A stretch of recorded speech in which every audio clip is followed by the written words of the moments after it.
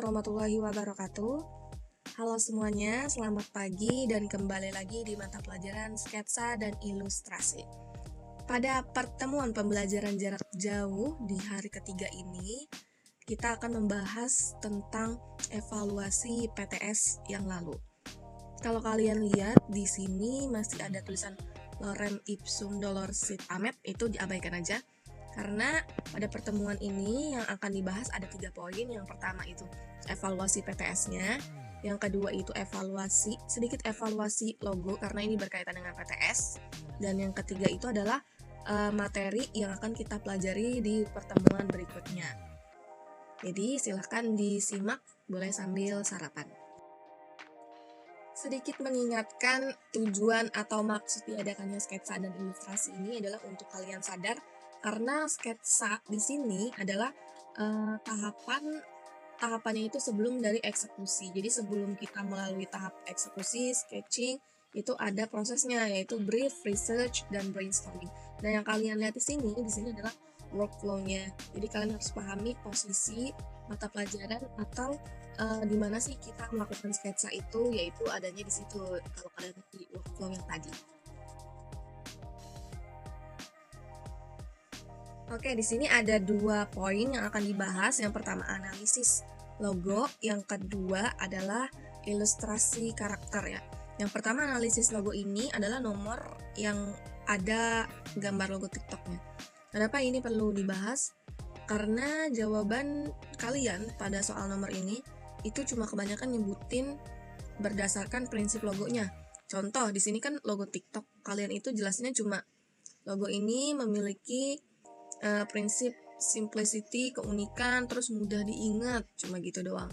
Tapi nggak dijelasin secara dalam kenapa sih logo TikTok ini cukup mudah atau menarik perhatian gitu. Karena kan di workflow yang tadi juga ada yang namanya tahap research terlebih dahulu. Jadi sebelum kalian buat logo buatan kalian sendiri, itu kan harus research atau riset dulu logo-logo yang udah ada gitu. Jadi belajar dari logo yang udah ada, gimana sih cara mereka itu bisa logonya mudah diingat gitu.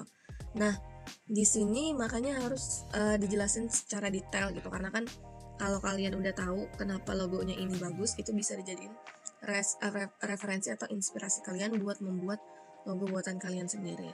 Nah, contoh analisis yang lebih jelas tuh gimana sih?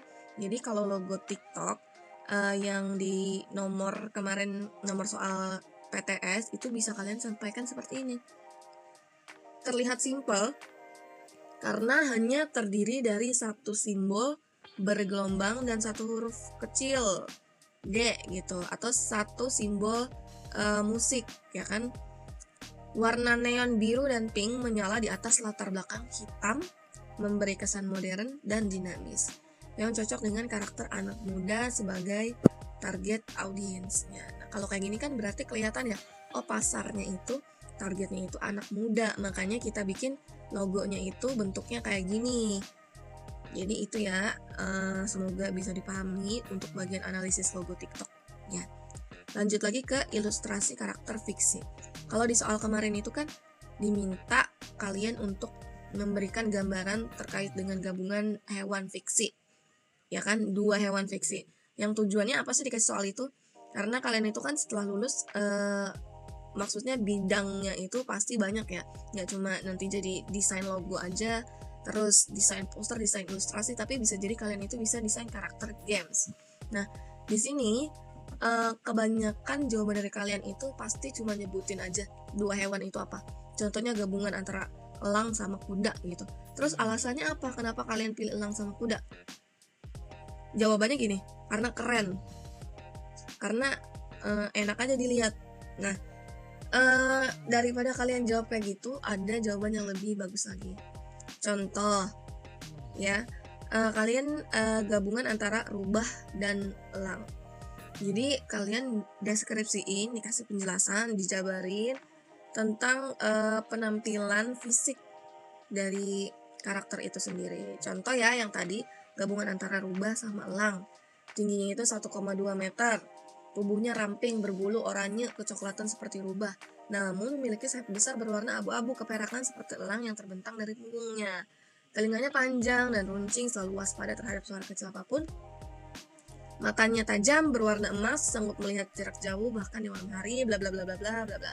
Baru dijelaskan, nanti kamu kasih deh pendapat secara subjektif kamu, kayak hewan ini tuh terlihat keren gitu, baru kamu tambahin. Terus setelah kamu deskripsiin penampilannya secara fisik seperti itu. Lanjut ke pembahasan berikutnya, yaitu logo ilustrasi ya. Jadi karena nomor yang tadi ada logo TikToknya gitu, Miss Dila mau kasih penjelasan tambahan tapi nggak detail sih terkait dengan logo ilustrasi itu sendiri. Mungkin di pelajaran lain dengan guru lain kalian udah belajar apa itu tentang logo ya. Di sini Miss Dila mau kasih tambahan informasi kalau ketika kalian membuat logo atau membuat bentuk-bentuk visual lainnya ya, ada hal yang harus kalian pahami terlebih dahulu, yaitu pemahaman akan identitas visualnya. Nah, di sini kan ada 3 poin, ada pemahaman identitas visual, mencari ide kreatif, kemudian menerapkan ide dalam membuat logo. Pada pertemuan kali ini, Miss Dila cuma bahas 1 poin aja dari segmen logo ilustrasi atau dari part logo ilustrasi itu sendiri. Jadi di pemahaman identitas visual, itu ada definisi dari identitas visual itu sendiri, kemudian unsur-unsur identitas dan juga contoh logo. Cuma di sini yang ditampilin cuma ada 2 doang ya. Oke, lanjut. Apa itu identitas visual? Jadi ya ada baiknya kita pahami dulu ya apa itu identitas visual sebelum kita langsung ke logonya. Jadi identitas visual itu sendiri adalah elemen-elemen visual, ada warna, ada bentuk, tipografi, simbol yang digunakan untuk mempresentasikan karakter dan nilai suatu merek. Dalam konteks logo, fungsi dari identitas visual itu sendiri yaitu membedakan produk dari kompetitor, memberikan kesan profesional dan membangun hubungan emosional dengan target audiensnya. Jadi tolong diresapi baik-baik kalau identitas visual ini nggak cuma kayak oh itu cakep, mantap gitu, tapi harus dipahami dan dianalisis juga, baik itu dari warnanya, bentuknya, tipografi, dan juga simbol yang digunakan. Nah, di identitas visual ini sendiri, karena ada banyak dan ini nggak bisa dijelasin dalam satu video, karena warna itu, terutama yang namanya warna ya, warna di sini tuh bentuknya kompleks banget, teorinya kompleks, terus praktiknya juga rada kompleks. Jadi kayaknya tuh panjang banget kalau ngejelasin warna. Warna juga kan di sini ada berbagai macam istilah gitu ya. Kalau kalian udah ke bagian desain digitalnya gitu, itu pasti tahu istilah-istilah dalam warna ada apa aja dan nggak bisa dalam satu pertemuan dibahas untuk warna. Jadi next time mungkin kalau Miss Dila ada waktu, semoga ada waktu, nanti dibahas tentang warna itu sendiri. Jadi kalau Miss Dila udah buatin video-videonya, tolong diulang-ulangi lagi ya, ditonton ulang lagi, karena untuk ujian pas ngambilnya dari yang ada di video. Next, unsur identitas visual pada logo. Jadi di sini ada tipografi dan bentuk ya, sama warna poin utamanya. Cuma di sini kalau kalian lihat masih ya polar ipsum dolorsit amet, itu yang bikin lupa ya karena ngantuk. Tipografi, mungkin kalian juga udah diajarin juga sama guru yang lain ya terkait dengan tipografi dan prinsip-prinsipnya serta elemen-elemennya. Di sini cuma mau nekenin aja gitu. Jadi kalau kita buat logo itu pasti harus, terutama yang bentuknya tulisan, itu kan harus milih tipografinya yang bagus kayak gimana, yang cocok ya, yang sesuai dengan target audiensnya. Jadi saat kita memilih huruf untuk logo, kita harus mikirin dulu karakter mereknya itu apakah formal, santai, elegan, atau kekanak-kanakan.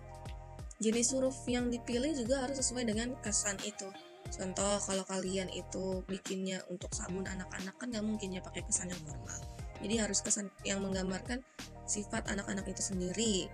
Kemudian di mana logo itu akan dipakai, karena huruf yang harus digunakan itu harus tetap terbaca dengan jelas, baik dari ukuran besar maupun kecil. Kemudian pastiin juga hurufnya cocok dengan elemen desain lain, jadi selaras dengan warna, ikonnya, dan juga bentuknya, supaya semuanya terlihat serasi atau harmonis.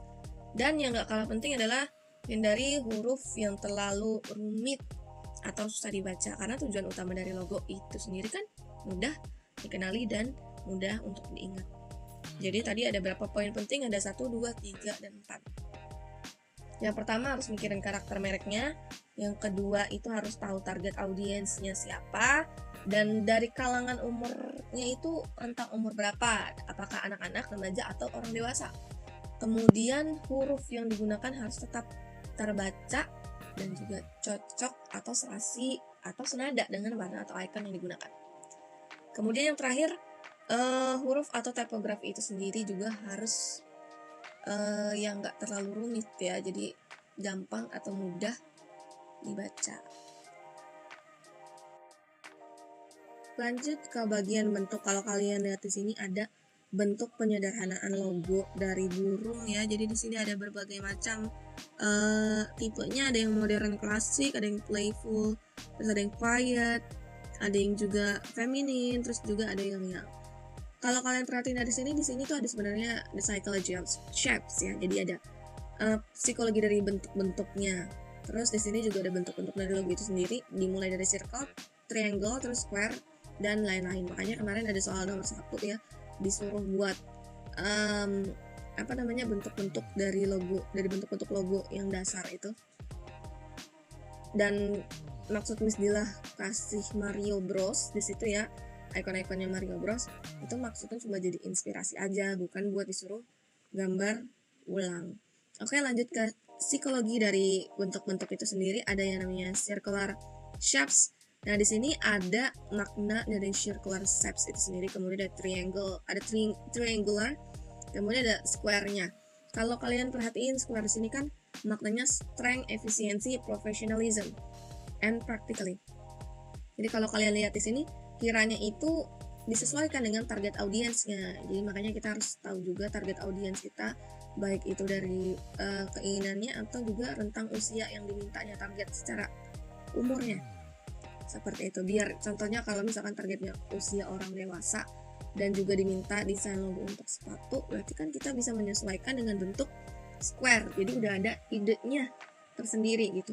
Atau kalau kita mau yang bentuknya contoh untuk minyak wangi anak-anak ya, kita bisa gunain circular shapes karena di sini ada makna friendship, stability, dan juga femininnya. Lanjut ke color theory.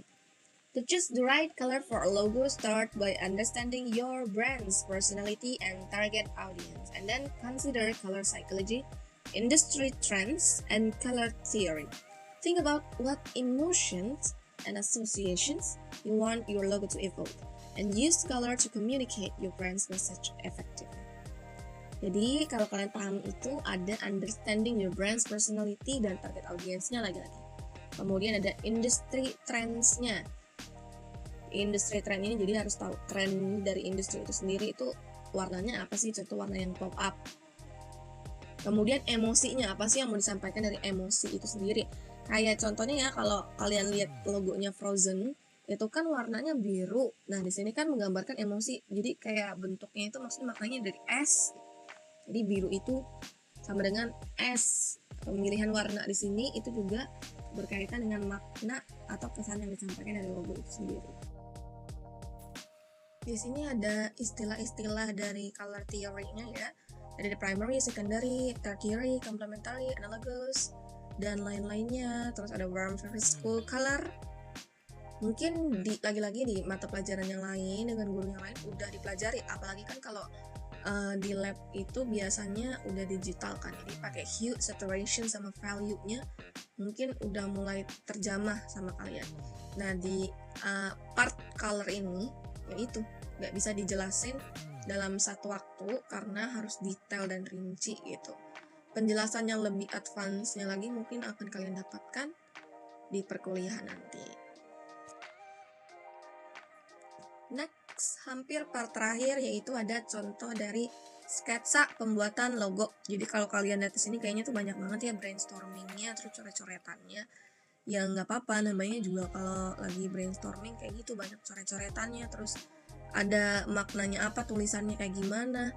juga harus terstruktur juga. Jadi kalau kalian lihat ini jangan cuma sekedar dilihat, tapi gimana prosesnya dan juga detail apa aja sih yang perlu ditampilin, itu coba diperhatiin juga ya. Kan cucut, lanjut. Jadi lanjut ke ilustrasi poster. Kalau dilihat lagi di situ masih ada lorem ipsum dolor sit amet, lupa diganti ya. Jadi lupa diganti karena ngantuk. Sebelum kita memasuki poin-poin apa aja yang harus dipelajari di ilustrasi poster, alangkah baiknya kita tahu dulu nih tujuan pembelajaran dari ilustrasi poster itu ada apa aja sih. Jadi yang pertama itu ada siswa harus memahami fungsi ilustrasi dalam media poster. Terus ada siswa dapat membuat ilustrasi yang mendukung pesan visual pada poster. Dan yang terakhir, siswa bisa menyusun komposisi poster yang menarik dan komunikatif. Secara teori ini harus banget dipelajarin karena basic ya, atau panduan dasar ketika kalian itu prakteknya kayak gimana. Jadi nggak ngawang-ngawang pas bikin poster. Kalau diperhatiin di sini ada poin-poin menarik, ada key points-nya, ada fungsi ilustrasi ya dalam media poster, kemudian ada pesan visual, yang terakhir adalah komposisi. Jadi ada fungsi, ada pesan visual dan juga komposisi. Nah, ini yang harus dipelajari karena poster itu sendiri emang ada berbagai macam jenis. Terus pesannya itu yang akan disampaikan tergantung dari tema atau jenis yang dipilih. Kemudian ada komposisinya juga. Nah, komposisi ini harus bisa kita analisis dari segi visual. Apa itu poster? Kalau kalian lihat di video YouTube-nya, itu sama ya, sama tujuan pembelajaran. Itu salah tuh definisinya. Karena mungkin lupa tuh yang bikin ya, nggak tahu siapa yang bikin. Jadi, definisi poster itu apa sih? Ada yang tahu gak? Jadi poster itu adalah gambar atau desain berisi pesan yang dibuat untuk menarik perhatian banyak orang. Terus poster biasanya ditempel di tempat umum dan digunakan untuk mengajak, menginformasikan, atau mempromosikan sesuatu. Kayak acara, produk, atau kampanye sosial. Nah, kalau di zaman sekarang ini kan nggak cuma ditempel di tempat umum, tapi juga di-share secara digital melalui internet. Makanya pembuatan poster ini sebenarnya punya peran penting banget nih bagi seorang desainer, asik. Terus contoh posternya kayak gimana? Jadi contoh posternya itu kayak poster konser. Biasanya kan kalau di poster konser itu nampilin nama artisnya, terus waktunya, tempat acaranya, dan juga gambar atau foto-foto yang menarik supaya orang tertarik untuk datang. Jadi ya itu dia definisi dari poster.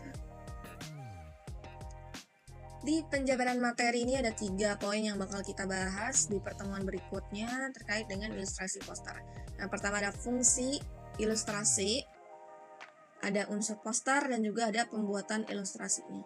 Untuk di fungsi ilustrasi sendiri itu yang pasti kita belajar gimana caranya membuat poster untuk menarik perhatian audiens, terus menjelaskan isi pesan dengan cara visual, dan meningkatkan daya ingat dan keunikan pesan. Yang selanjutnya tentang unsur posternya. Jadi di dalam poster itu ada unsur-unsurnya. Ada judul, terus ada ilustrasi atau gambar utamanya, ada teks penjelasan, dan juga ada call to action, kemudian layout atau komposisi, dan warna. Yang terakhir itu ada pembuatan ilustrasinya. Jadi di sini kita buat sketsa awal dulu, terus pengolahan bentuk warnanya, dan juga gaya visualnya. Yang kita harus perhatiin lainnya itu integrasi atau perpaduan antara teks dan gambar. Jadi mereka itu ya balik lagi balance, harmonis, serasi, jadi saling mendukung. Kalau kalian pasti sering scroll IG terus X, itu kan gak jarang kalian lihat poster ya. Dan juga karena internet nih udah lancar banget ya, udah sampai 5G, pastinya kalau kalian itu aware, ada berbagai macam poster itu tergantung dari gaya visualnya. Kayak contohnya kalau Jepang tuh bikin poster yang bertemakan makanan, mereka tuh kayak gimana sih, apa tonjolannya yang bikin mereka menonjol tuh kayak gimana. Terus kalau Korea tuh bikin poster kayak gimana, ya apa yang ditonjolkan dari ciri khas poster yang dibikin oleh orang-orang Korea dan juga dari orang Amerika, Indonesia, Eropa. Itu dari berbagai macam negara punya ciri khas masing-masing terkait dengan poster itu sendiri.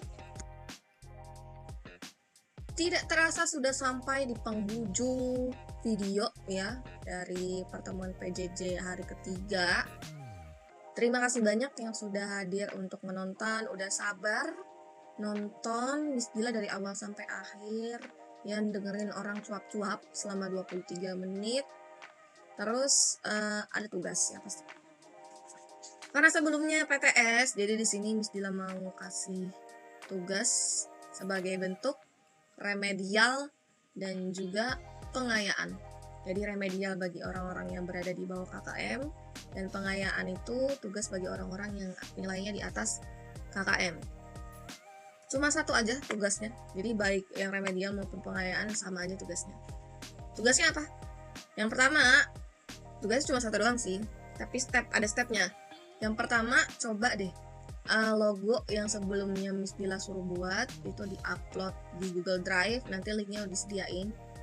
Terus yang kedua, bandingin logo antara teman kamu A dengan teman kamu yang B. Contoh logonya Bardatul Iman sama logonya Dadang. Kamu bandingin, yang mana sih yang menurut kamu lebih efektif menyampaikan nilai brand. Kan sebelumnya udah Miss Dila buatkan brief desain yang Miss Dila minta itu, kalian harus bikin yang kayak gimana.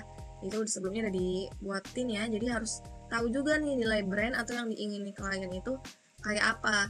Nah, kalian bandingkan cara penyampaian pesan terhadap logo itu dikritik dari situ, dibandingin dari situ, alasannya dari situ. Jadi dijelaskan alasannya dan juga kritikannya. Untuk contoh cara ngebandinginnya itu kayak gimana, nanti Miss Dila buatkan secara tertulis. Dan tugasnya dikumpulin kemana? Jadi kan di Google Drive itu tempat untuk kalian ngumpulin logonya secara visual. Terus kalau untuk jawaban alasan dan kritikannya itu diupload di YouTube video ini, dan tugas ini akan dianggap ada, dan tugas ini itu sebagai bentuk absensi juga, sebagai bentuk kehadiran. Jadi kalau kalian ngerjain tugas tandanya hadir, kalau nggak ngerjain tugas berarti enggak hadir.